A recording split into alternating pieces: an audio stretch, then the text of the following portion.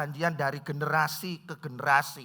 Yaitu sebuah perjanjian yang diikat oleh Allah kepada kita semua sebagai umatnya. Bukan hanya berlaku pada satu generasi. Melainkan secara turun menurun.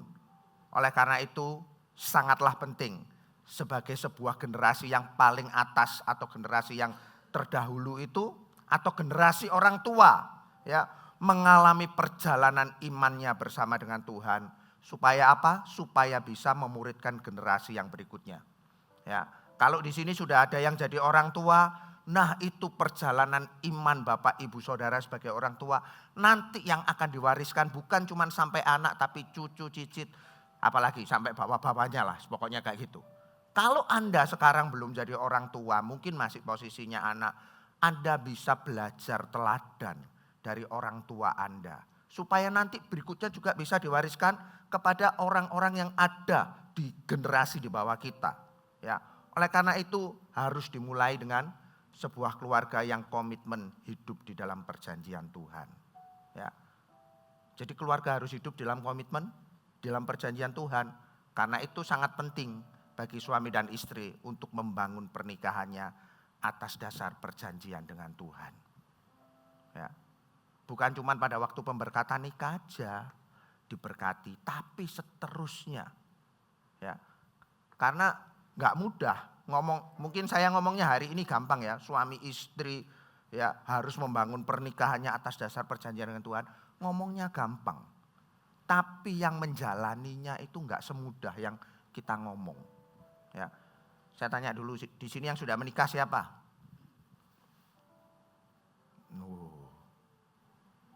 Oh, banyak kan? Yang belum menikah siapa?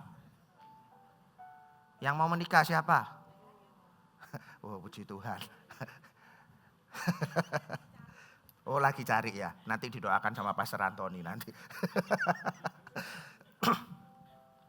Saya ingat kalau apa? Ketika sebagai pendeta pemberkatan nikah, sebelum ketemu dengan orang yang kita berkati nikahnya, itu ada salah satu kelas atau materi pelajarannya itu tentang harapan dengan kenyataan. Ya. Atau saya dulu waktu menikah juga ada materi seperti itu antara harapan dengan kenyataan. Ya. Mungkin yang bisa jawab nanti yang sudah menikah, yang belum menikah belum bisa jawab gitu kan. Apa yang mau saya katakan gitu. Ketika kita diperhadapkan atau yang saya sebagai pendeta pemberkatan nikah, ketika tanya harapan mereka, kita baca apa yang mereka isi kuesionernya, harapannya itu bagus-bagus semua gitu. Ya, wapi pol boy orang Surabaya ngomong harapannya, aku cocok pokoknya pasanganku ini.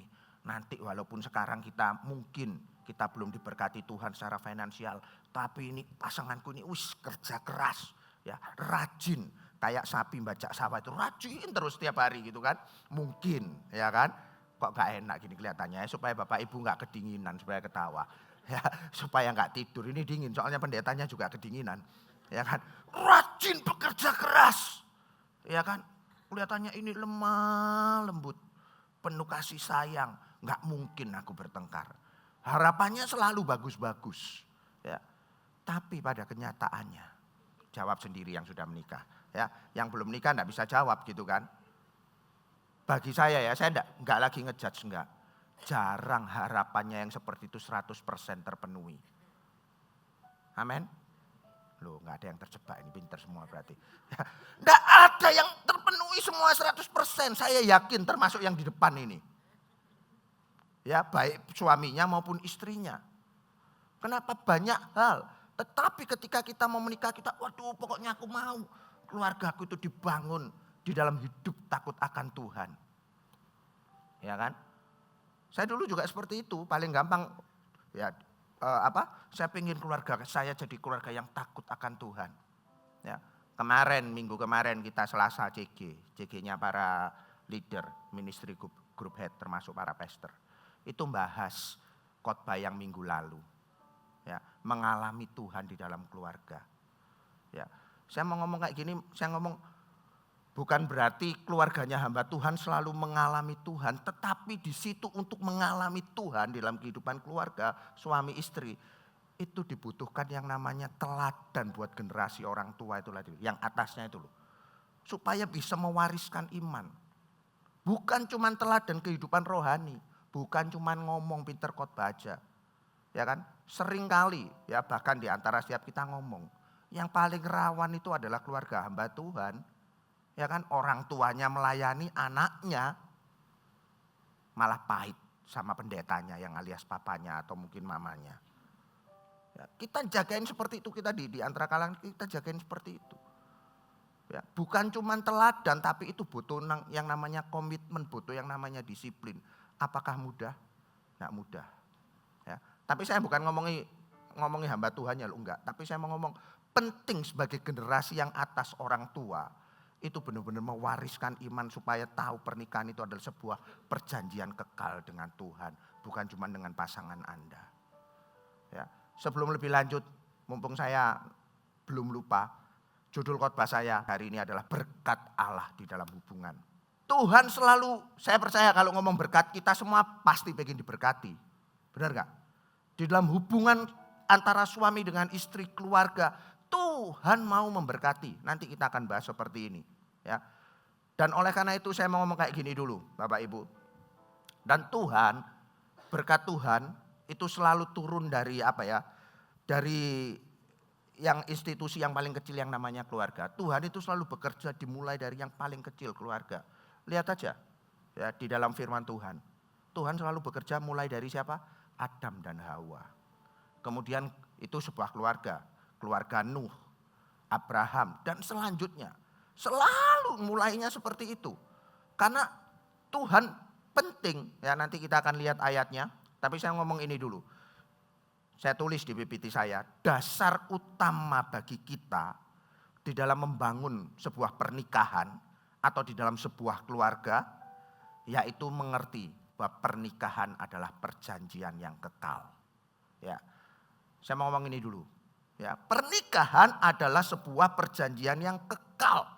Ya, kalau kita semua tahu, termasuk yang Anda sekarang belum menikah, yang mau menikah, pernikahan adalah sebuah perjanjian kekal. Kalau kita tahu pernikahan adalah sebuah perjanjian yang kekal, kita nggak bisa seenaknya sendiri, suka-suka gua. Aku seneng pokoknya umurku wis cukup, aku pengen kawin, ya aku kawin. Nggak, aku gak seneng, putus, cerai. Gak bisa. Gak bisa seenaknya sendiri. Ya, atau mungkin dikejar. Ya, faktor umur. Sering ditanyai gitu kan kalau kumpul keluarga. Sudah punya pacar, ya kadang terintimidasi. Betul nggak? Ya, tahun lagi kumpul lagi tanyai, oh belum ya. Aduh, daripada ditanyain terus. Bukan masalah ditanyai Bapak Ibu ya. Tapi saya mau ingatkan, pernikahan itu bukan main-main. Pernikahan itu adalah sebuah perjanjian kekal. Jadi diingat-ingat sebelum Bapak Ibu ya, yang sekarang yang belum menikah diingat-ingat. Pernikahan adalah sebuah perjanjian kekal dan engkau akan mati hidup bersama pasanganmu nanti seumur hidup Anda. Jadi sebelum memutuskan berdoalah dengan benar. Karena Tuhan itu ada perjanjian kekal di dalamnya. Tetapi sebaliknya yang Anda sudah menikah, ya ingat-ingat juga pernikahan Anda itu perjanjian kekal, ada berkat Tuhan di dalamnya.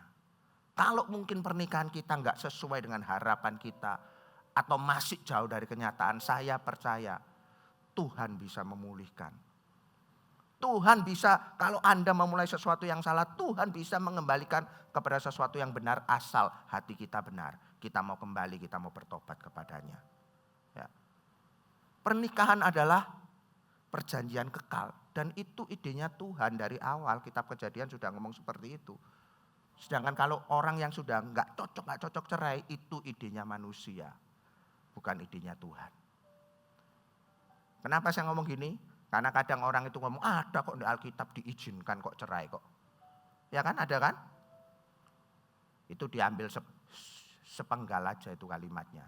Tapi saya tidak mau cerita itu. Ya. Saya mau ngomong ini, sekarang kita buka Efesus 5 ayat yang ke-32.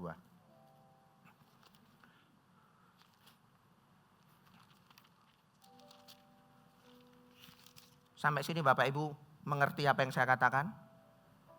Amin. Ya, Efesus 5 ayat yang ke-32. Demikian firman Tuhan.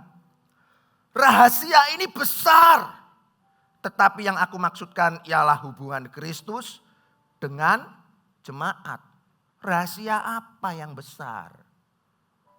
Ya, rahasia itu biasanya kan bukan perkara besar kecil sih. Tapi rahasia itu kan disembunyikan, tidak banyak orang tahu. Bagi saya kalau rahasia besar ini mestinya bukan rahasia gitu kan. Itu woro-woro pengumuman. Betul enggak ya? Ya. Tapi firman Tuhan ngomong rahasia ini besar. Yang aku maksudkan ialah hubungan Kristus dan jemaat. Kalau Bapak Ibu lihat ayat 31 ayat atasnya itu ngomong. Kalau seseorang yang menikah, pria pasti akan meninggalkan keluarganya untuk bersatu dengan istrinya. Artinya ngomong kayak gini ya.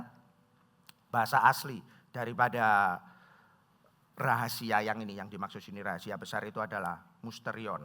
Ya, yang artinya adalah rahasia ilahi yang di dalamnya terkandung visi dan mimpi daripada Tuhan. Ya, artinya gampangannya gini buat saya.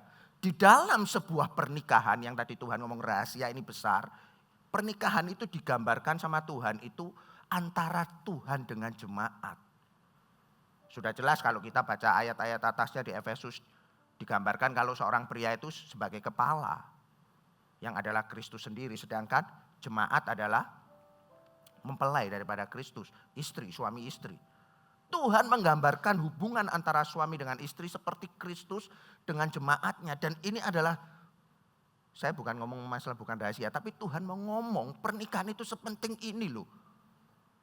Dan ketika pernikahan yang seperti ini, Tuhan itu sedang berkarya di dalam pernikahan Anda.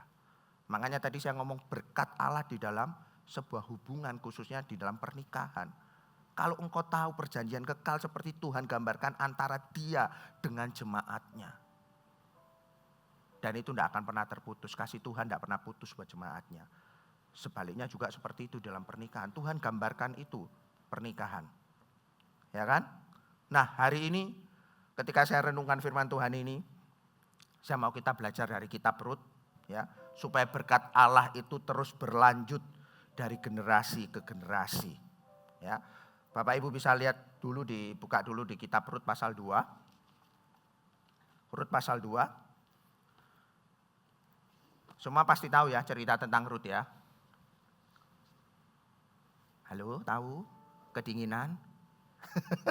Ya, kitab Rut ini ketika saya renungkan ini saya nggak tahu kok tiba-tiba Tuhan bawa saya kepada cerita Rut ini di kitab Rut ini ya. Kalau ibadah satu ini mungkin saya lebih menyorotinya dari sebagai Rut sebagai seorang wanita. Ya, bukan berarti terus saya ngomong khotbah saya ini buat untuk yang para wanita pagi ini, tapi saya mau lihat karakter Rut. Ya, itu supaya bisa nanti aplikasinya buat kepada setiap kita baik pria maupun wanita. Tapi lebih saya mau lihat gini, Rut ini buat saya sesuatu yang luar biasa. Ya, kitab Rut itu ketika saya renungkan baca berulang kali sebelum menyiapkan ini, saya ini agak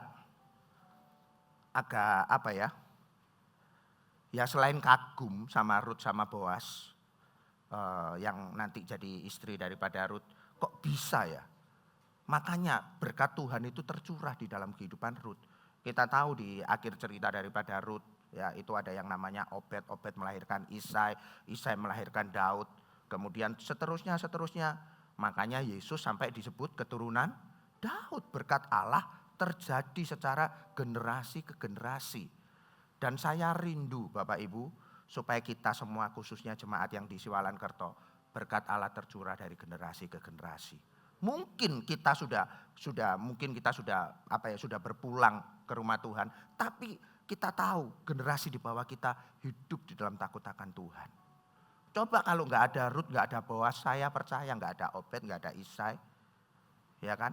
Mungkin namanya nggak tersebut, mungkin lewat yang lainnya, ya. Tapi justru lewat ketaatan Rut, ketaatan Boas, ini bisa terjadi.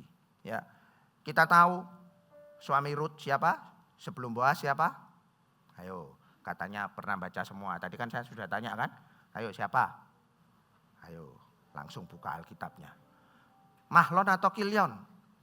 Nah, tambah bingung, siapa lagi itu?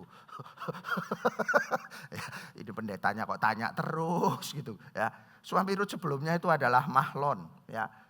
Dia meninggal ya. Ketika kita tahu ceritanya terjadi kelaparan di Bethlehem Yehuda, Elimelek bersama dengan Naomi dia pergi ke Moab. Akhirnya anaknya menikah dengan perempuan Moab yaitu Rut dan Orpa, Mahlon dan Kilion tadi.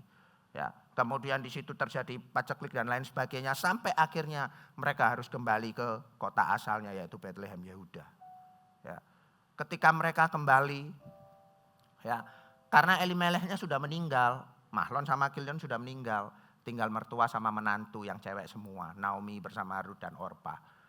Ketika mereka kembali, Naomi ngomong sama kedua menantunya, ngapain kamu ikutin aku?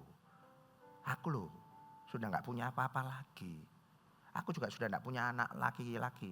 Kalaupun aku menikah pun sekarang, nggak mungkin kamu nanti walaupun aku punya anak laki-laki, kamu nunggu berapa tahun? Nggak mungkin. Pulang kau kembali ke rumah orang tuamu. Kurang lebih lah Naomi ngomong kayak gitu. Ya, mereka berdua nangis. Enggak, aku mau ikut kamu. Ngomong lagi Naomi, apa yang mbok cari dari aku? Aku sudah nggak bisa kasih apa-apa. Akhirnya yang satunya nangis, si Orpa nangis, ya sudah aku pulang. Kembali ke keluarganya. Yang Rut, dia ngomong, pokoknya aku ikut kamu, segampangannya kayak gitu. Ya, pulanglah si Naomi ke Bethlehem Yehuda bersama dengan Rut. Ya, dan di situ kita tahu ceritanya, ya karena mereka sudah tidak punya apa-apa lagi. Rut akhirnya dia harus, bagi saya sih bukan bekerja ya, dia ya bekerja lah ya. Dia tidak punya kerjaan tetap, poinnya gini, untuk menghidupi dia bersama dengan mertuanya, dia harus kerja cari makan, ya bukan pegawai sih, dia cuman tahu di situ ada ladang jelai, dia datang, dia ngikuti orang yang lagi nyabitin berkasnya jelai gandum dan lain sebagainya, dia ikutin, kalau ada yang jatuh dia pungut. Ya, sampai akhirnya ketahuanlah majikannya yang adalah Boas. Ya, dan Boas adalah salah satu keluarga juga family daripada Elimelek. Naomi ngomong, ya, dari cerita-cerita itu ngomong, itu salah satu juga yang nanti bisa menebus engkau. Diajarilah sama Naomi, ya, untuk ngomongnya seginilah singkat cerita. Naomi ngomong sama Rut, nanti kamu tidurlah di bawah kakinya si Boas. Itu ada lambang-lambangnya, saya tidak cerita lah. Intinya pokoknya nanti itu yang harus menebus kamu, ya kayak gitu. Dan itu dilakukan. Ya. Nah, tadi saya ngomong kan, apa yang dapat kita pelajari dari kitab Rut ini, khususnya Rut yang pagi ini. Ya, siang nanti saya akan ngomong tentang Boas. Berkat Allah di dalam hubungan antara suami dan istri akan terjadi kalau Rut 2 ayat yang ke-10. Rut 2 ayat yang ke-10 berkata demikian. Lalu sujudlah Rut menyembah dengan mukanya sampai ke tanah dan berkata kepadanya, mengapakah aku mendapat belas kasihan daripadamu sehingga Tuhan memperhatikan aku padahal aku ini orang asing. Ya. Saya mau ngomong kayak gini, poin yang pertama, supaya berkat Allah tercurah dalam kehidupan keluarga kita antara suami dengan istri.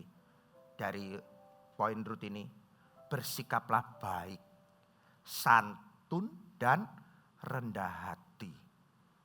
Ya. Lihat Rut ketika dia ketemu dengan Boas, ini sudah ngomong-ngomong sama Boas ya, sampai akhirnya dia sujud, dia mukanya sampai ke tanah. Ya. Padahal dia juga ya kalau ngomong kenal sama Boas memang enggak diceritakan sih di sini. Bagi saya ketika saya baca ini pertemuan pertama kali Rut dengan Boas, dia bisa berlaku seperti itu. Ya, dia bisa berlaku baik, rendah hati, sopan. Dia enggak marah-marah. Entah Anda suami atau istri, belajarlah untuk punya atau berperilaku baik, santun dan rendah hati. Karena ketika Anda berbicara dan berperilaku dengan baik, sopan dan rendah hati, itu akan menentukan keberhasilan Anda, baik Anda istri atau suami, ya. menentukan keberhasilan Anda di dalam menjalani kehidupan Anda berkeluarga di masa yang akan datang. Amin. Ini enggak saya baca sampai habis ya tadi. Kalau Bapak Ibu Saudara baca selanjutnya, setelah Rut melakukan yang itu tadi, Boas kemudian panggil pegawai-pegawainya, nanti kalau perempuan ini ya dia ambil ini, dia malah ngomong kayak gini, kamu sengaja jatuhkan. Kalau tadi kan enggak sengaja kan, dia kerja jatuh enggak sengaja dipungutin sama Rut. Tapi setelah Rut melakukan yang tadi itu, dia ngomong sama para penuai-penuainya, penyabitnya, dia ngomong, kamu sengaja jatuhkan. Ya saya enggak tahu yang saya tangkap pokoknya sengaja dijatuhkan lebih banyak supaya apa? Supaya Rut bisa mendapatkan lebih banyak lagi. Ya kan? Ya, bukan berhenti sampai di situ. Bahkan si Boas ngomong lagi ya sama pegawai-pegawainya yang laki, intinya jangan sampai ada yang mengganggu Rut. Betul Bapak Ibu yang baca kitab Rut? Seperti itu. Ya. Bagi saya seperti ini Bapak Ibu. Kalau di dalam kehidupan kita sebagai suami istri, kalau mau ditolong juga, karena kita harus berperilaku baik, jangan pernah salahkan pasangan Anda. Berperilakulah yang baik. Saya ngomong gini kelihatannya simpel loh. Tapi susah di dalam kehidupan sebagai suami istri. Yang belum menikah mungkin tidak ngerti. Yang sudah menikah biasanya, sing bener aku kok sing salah kamu. Betul enggak? Enggak usah ngaku, enggak usah. Nanti aja maju aja didoakan. Ini kan salahmu, bukan salahku. Ya kan? Gak iso suruh minta maaf, kamu salah disian kok, kamu yang minta maaf. Berperilakulah baik dan rendah hati. Kalau mau keluarga Anda diberkati Tuhan ya itu. Kalau kita sudah tahu yang seperti itu, koreksilah diri kita. Ya, bagi saya selalu ngomong ini kepada setiap pasangan yang mau menikah. Ya mengacu dari kitab Efesus tadi. Suami itu biasanya minta dihargai, minta dihormati. Kalau perempuan itu minta disayangi. Ya. Kalau Anda tidak bisa berbuat baik, kalau Anda tidak bisa merendahkan hati setiap kita, engkau tidak akan bisa menghormati, engkau tidak akan bisa mengasihi, percayalah saya. Itu bisa terjadi ketika kita baik suami atau istri berbuat baik dan santun kepada pasangan. Ya. Bahkan saya tulis kayak gini Bapak Ibu. Ya, ketika Anda entah suami atau istri berbuat baik dan santun kepada pasangan, sebenarnya Anda itu sedang menabung perbuatan baik di masa depan. Keuntungannya itu bagi Anda sendiri. Kenapa Rut tadi dia melakukan itu? Ya. Lihat dampaknya, lihat efeknya. Dia mengalami kebaikan daripada Boas. Dia terima jelai-jelai yang lebih banyak. Bukan cuma terima, bahkan yang itu tadi pegawai-pegawainya yang cowok nggak boleh mengganggu. Artinya ketika Anda sopan, ketika Anda berbuat baik, ketika Anda rendah hati kepada pasangan Anda itu sedang menabung perbuatan baik di masa depan bagi hubungan pernikahan Anda. Bagi keluarga Anda. Tidak mudah. Kenapa? Tadi saya ngomong karena kita merasa kamu kok yang salah. Percayalah saya, nggak akan pernah ketemu antara pemikiran yang cowok dengan cewek ini. Beda, cara pikirnya beda. Tapi bukan berarti Anda selalu benar, bukan. Justru karena perbedaan itu kita saling melengkapi. Amin. Amin. Oleh karena itu berbuatlah baik, belajar rendahkan hati. Supaya Tuhan memberkati pernikahan setiap kita. Amin. Ya, yang kedua.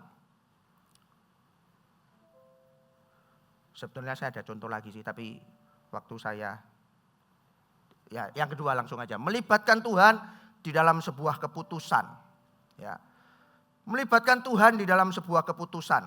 Ini saya ngomong kayak gini di dalam segala aspek ya Bapak Ibu. Melibatkan Tuhan dalam segala keputusan. Termasuk kalaupun Tuhan ngomong, misalnya Tuhan ngomong A. Ya, biasanya terkadang gak enak bagi setiap kita. Lakukan itu.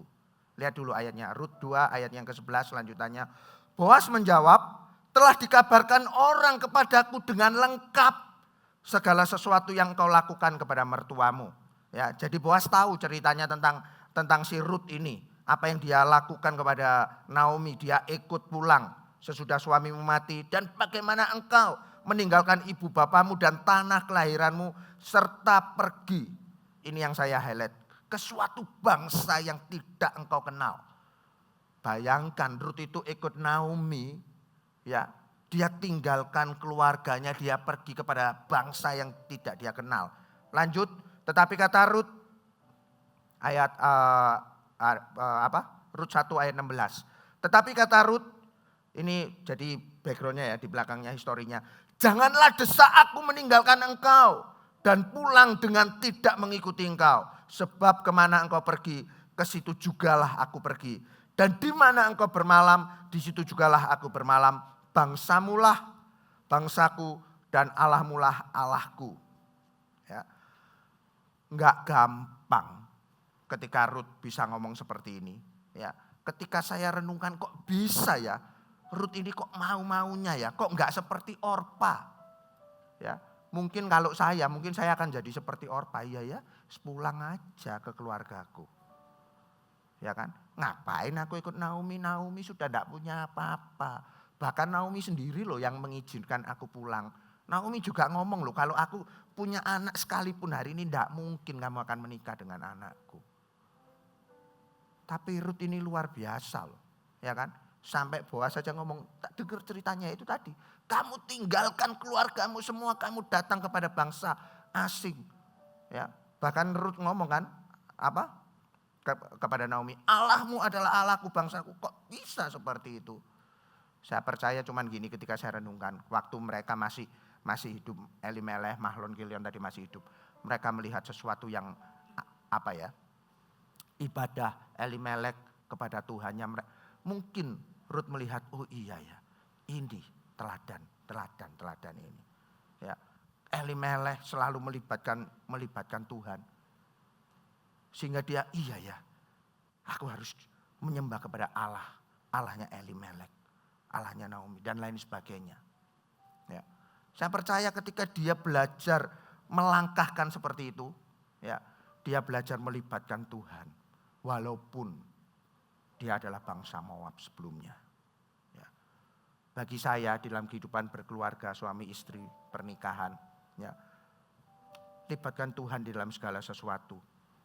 Termasuk ketika memutuskan hal-hal yang mungkin sederhana, hal-hal yang kecil. Libatkan Tuhan. Supaya engkau tidak salah. Bagi saya seperti ini. Setia melibatkan Tuhan. Di dalam setiap hal. Kehidupan dalam pernikahan. Membuat langkah-langkah kita itu akan sesuai dengan rencananya. Kalau mungkin Rut gak ngomong seperti itu kepada Naomi. Saya percaya tadi saya sempat bilang. Tidak akan pernah lahir keturunan Yesus Kristus daripada Rut. Betul enggak? Ya kan? Tetapi ketika dia melibatkan Tuhan, ya setia, kita akan sama seperti Rut. Ketika kita setia, ya belajar mengikut sertakan Tuhan, langkah-langkah kecil. Mungkin kita enggak sadar, tapi di dalamnya ada berkat Tuhan yang menyertai kita. Amin. Enggak mudah, tetapi ya itu tadi saya ngomong, mungkin enggak enak sekalipun, belajarlah. Seperti itu, ya. Sebelum yang terakhir saya mau sharing satu aja. Saya punya saudara, ya. Dia punya orang tua, suami istri, papa mama. Saya melihat yang mamanya ini, si wanita ini. Dia benar-benar menjadi orang yang apa ya, yaitu tadi yang mau saya ngomong tadi, baik, santun, rendah hati, melibatkan Tuhan di dalam pernikahannya. Tidak mudah, sebelumnya papa mama ini bukan anak Tuhan, bukan orang Kristen. Ya. Tetapi kehidupannya nggak mudah bagi si mama, karena papanya ini sebagai pria, dia bukan orang yang bertanggung jawab untuk menafkahi keluarganya. Bahkan hidupnya apa ya, saya ngomong suka berjudi, ya suka berjudi, uangnya habis. Kemudian juga suka apa ya, main perempuan kayak gitu. Sorry kalau kata-katanya kasar gitu kan. Intinya kayak gitu. Bahkan KDRT terjadi di dalam rumah tangga. Kadang kalau terjadi kekerasan si istri ini, mama daripada saudara saya ini, dibentuk-bentukkan ke tembok, kepalanya dibentur-benturkan dan lain sebagainya. Ya, sampai akhirnya habislah semua harta yang mereka miliki, rumah dijual, toko dijual. Dan di satu sisi di sepanjang perjalanan itu si mama ini bertobat. Tidak pernah sekalipun sebelum dia bertobat dan sampai bertobat, tidak pernah sekalipun si mama ini, si wanita ini minta untuk putus atau minta untuk cerai. Kayak gitu. Walaupun dia di KDRT, tidak dinafkahi, sampai pernah suatu ketika seingat saya ya, si mama ini karena rumah habis, toko habis, dia harus kerja ke luar negeri, dia tinggalkan anak-anaknya lumayan cukup banyak. Bukan 2 anak cukup, lebih gitu kan. Ya, dia tinggalkan itu, nggak mudah loh. Ya, saya bukan jadi seorang mama, tapi saya percaya biasanya, setahu saya, mama itu lebih sayang sama anaknya daripada suaminya, biasanya, ya kan. Tapi dia lakukan itu semua sampai akhirnya yang membuat saya kagum cuman kayak gini, ya. Bener nggak cerai sampai akhir hidupnya si papa sudah nggak ada. Sampai akhir hidupnya yang saya kagum kayak gini. Mama ini nggak pernah sakit hati dengan suaminya. Yang pertama seperti itu, nggak pernah sakit hati, dia bisa mengampuni. Apalagi sejak dia bertobat, dia berdoa buat suaminya. Yang pertama itu, yang saya lihat, walaupun hal yang seperti itu yang terjadi, dia tetap berlaku baik, dia tetap berlaku sopan, dia tetap rendah hati. Dia belajar ketika dia sudah bertobat, dia belajar melibatkan Tuhan, dia doakan. Ya, tadi saya ngomong, dia bisa mengampuni. Yang luar biasa lagi, yang kedua yang saya lihat kayak gini. Anak-anaknya ya, itu juga gak benci loh sama papanya. Mungkin saya ngomongnya gampang loh ya. Kalau kita jadi anak, belum tentu. Saya kasih tahu, belum tentu. Bahkan mamanya ngomong sama anak-anaknya, kamu jangan benci ya papamu. Gak mudah ngomong kayak gitu. Kalau mungkin kita tidak ada apa-apa, ngomongnya gampang. Tapi pada kenyataannya gak mudah. Tapi yang saya lihat juga dari saudara saya ini, ya memang hal ini yang terjadi. Bahkan anak yang terakhir sayang sama papanya. Luar biasa ya. Jadi papa kayak gitu bisa disayangi. Tapi saya enggak nyuruh bapak ibu yang pria-pria jadi papa yang seperti itu ya. Enggak ya. Orang yang seperti itu anaknya bisa yang salah, ya salah satu. Ya kalau salah semua ya luar biasa lagi itu mamanya gitu kan. Bisa sayang sama papa. Ya kan? Enggak pahit aja puji Tuhan. Bayangkan sama mamanya KDRT apalagi sama anaknya. Ya, anaknya bisa mengampuni dan keluarga ini. Ya semua sekarang sudah bertobat semua puji Tuhan. Ya, artinya apa yang saya sharingkan yang terakhir ini, saya mau ngomong kayak gini, saya tutup ini. Berkat Allah akan digenapi di dalam pernikahan atau keluarga. Ketika kita berbuat seperti yang Tuhan kehendaki, serta melibatkan Dia di dalam setiap keputusan. Amin. Ya. Berkat Allah akan tercurah di dalam pernikahan Anda, di dalam keluarga Anda, ketika Anda berbuat seperti yang Tuhan kehendaki. Ya. Dan libatkan Dia di dalam segala mengambil keputusan, termasuk hal yang simpel sekalipun. Libatkan Dia.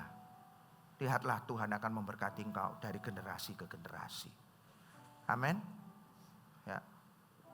Saya belajar tadi yang saya sharingkan yang terakhir, saya tidak bisa panjang lebar karena waktu saya tadi habis. Kalau saya mau cerita lebih panjang lagi, itu hal-hal yang tidak baik yang diterima sama si istri tadi banyak. Tapi saya bisa lihat ketika benar-benar sudah bertobat, dia tetap mengasihi, dia tetap mengampuni. Ya. Kalaupun Anda sekarang, ya saya tidak tahu kondisi keluarga kita. Kalau mungkin hal-hal yang tidak enak terjadi, ya belajarlah apa yang Tuhan mau dalam kehidupan setiap kita. Kalau Anda disuruh berbuat baik, suruh berbuat sopan, gak bisa Tuhan aku berbuat baik lihat muka ya lu. Wis enak aku bahasa Surabayanya gitu. Tetap berbuat baik. Tetap seperti yang Tuhan kehendaki. Karena di situ berkat Tuhan turun. Ya kan enggak usah doa no lihat mukanya aja. Aduh Benar gak? Tapi kalau Tuhan suruh ampuni, ampuni. Dan kalau Tuhan belajar untuk apa ya? Melibatkan Tuhan, Tuhan ngomong ini, turuti aja. Kadang bagi kita, akal kita mungkin nggak masuk di akal. Nggak masuk di nalar kita. Tapi ketika Tuhan suruh belajar aja, libatkan Tuhan, maka engkau akan melihat berkat Tuhan itu terjadi dalam kehidupan setiap kita. Rut tidak akan pernah tahu kalau dia akan menikah dengan Boas. Betul nggak? Kalau yang dia lakukan seperti Orpa, ya gak akan pernah lahir. Tadi seperti saya katakan berulang kali. Yesus Kristus dari keturunan Daud. Belajar libatkan Tuhan. Engkau akan lihat. Maka berkat Tuhan akan tercurah dalam generasi ke generasi. Amin.